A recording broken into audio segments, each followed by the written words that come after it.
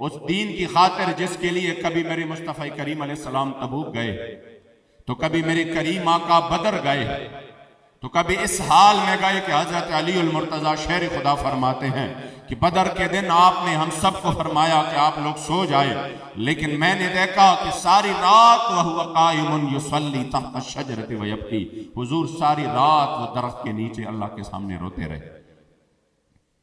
आज वो दीन गरीबुल वतन है, आज उसका निजाम कहां पे नाफिज है।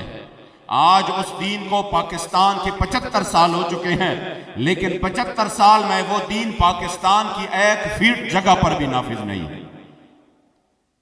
और जो लोग इस मुल्क में वो आगे जाकर निजाम हासिल करने की कोशिश कर रहे हैं, उसका कभी भी मंशूर वो इस्लामी निजाम नहीं है। उसका मंशूर है रोटी कपड़ा मकान, उसका मंशूर है कि हमने आपको बिजली देनी, हमने आपको रोड देने हैं, लेकिन बखुदा इस निजाम ने तो हमें रोड भी नहीं दी। अभी मैं आपके इस रोड पे आ रहा था, मैंने कहा कराची का नाम कितना बड़ा है, पूरे मुल्क का जो है ना वो तिजारती तौर पर एक हब है, लेकिन इसके बावजूद ऐसे रोड हमारे यहां भी नहीं है। कितना पसमानदा इलाका है, हम तसव्वुर भी नहीं कर सकते ऐसे रोडों का, लेकिन ये हाल है यहां का। क्यों? इस निजाम ने हमें कुछ भी नहीं देना, इस निजाम ने हमें अलावा जिल्लत और रसवाई के कुछ भी नहीं देना, इसलिए कि लोगों ने वो चमकता दमकता हुआ निजाम जिसके लिए करीम आका ने फरमाया लैलुहा का नहारिहा, इस्लाम वो निजाम है जिसके दिन तो वैसी भी रोशन है, उसकी रात में भी अंधेरा नहीं है, उसकी रात भी जो है ना वो रोशन है। लेकिन आज वो चमकता दमकता निजाम छोड़कर जब मगरिब के उस जिल्लत और रसवाई वाला जो कि हमें और कुछ भी नहीं दे सकता, तो आया न डरते क्यों बदनसीबा, हजारा रंगा विच रंगे दे मोहम्मद, हमने वो रास्ता छोड़ के जब मगरिब इस फरसूदा निजाम को अपनाया तो 75 साल में हमें वो रोटी कपड़ा मकान भी नहीं मिला। इसलिए अगर हम इस निजाम की बात करें कि पाकिस्तान तो इसलिए नहीं बनाता, या अल्लाह हम तो कुरान के लिए पाकिस्तान को चाह रहे थे और पाकिस्तान में ये कोशिश और ये मुल्क इस तरह नहीं बना, तो आप फरमा रहे कि हमने इतनी मेहनत और कोशिश इसलिए नहीं की कि हम अंग्रेजों के गुलामी से निकल आए और उनकी गुलामी के गुलामों में जो है ना शामिल हो जाए। नहीं नहीं, हम तो कुरान के निजाम के लिए इस मुल्क को हासिल करना चाह रहे थे। अगर इसमें मेरे मुस्तफ़ा करीम अलैहिस्सलातु वस्सलाम का निजाम ना होगा तो इस पाकिस्तान का फिर मतलब ही क्या। इस वजह से आप कह रहे थे कि हमने इस वजह से इस मुल्क को हासिल नहीं किया, हमने कहा कि नहीं नहीं, पहले अंग्रेजों के हुकूमत, अब अंग्रेज के गुलामों के हम गुलाम बन गए, बल्कि ये मुल्क इसलिए हासिल किया कि इस पर झंडा मेरे मुस्तफ़ा करीम की दीन का बुलंद होगा। मगर आज अफसोस की बात है 75 साल से इस मुल्क पर वही निजाम नाफिज है, 75 साल से इसके 1 फीट जगह पर भी इस्लाम नाफिज नहीं है। इसलिए हमने मिलकर इंशाअल्लाह ताला इसको अपनी असल की तरफ लौटाना है।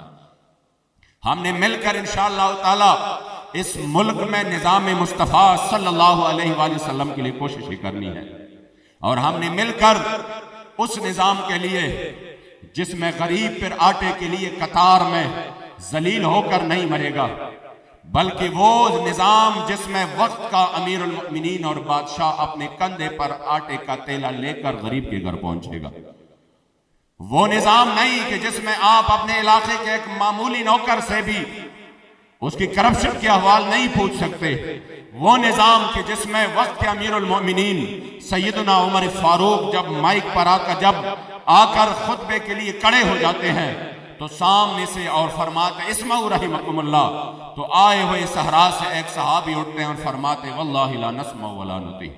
आप फरमाते वजह तो बताए, क्यों? ये नहीं बताते कि चुप हो जाओ, मेरे सामने क्या औकात है। फरमाते नहीं, वजह तो बताएं। तो आगे से वो कहते हैं ये जो आपके जिस्म मुबारक पर जो यमनी चादरें हैं माली गनीमत की, तो ये तो एक एक तकसीम हुई है, तो आपके जिस्म पर 2 क्यों है? पहले दूसरी चादर की आप हमें हिसाब दे, फिर उसके बाद आप खुतबा पढ़े। आपने फरमाया मेरे बेटा इसका जवाब देगा।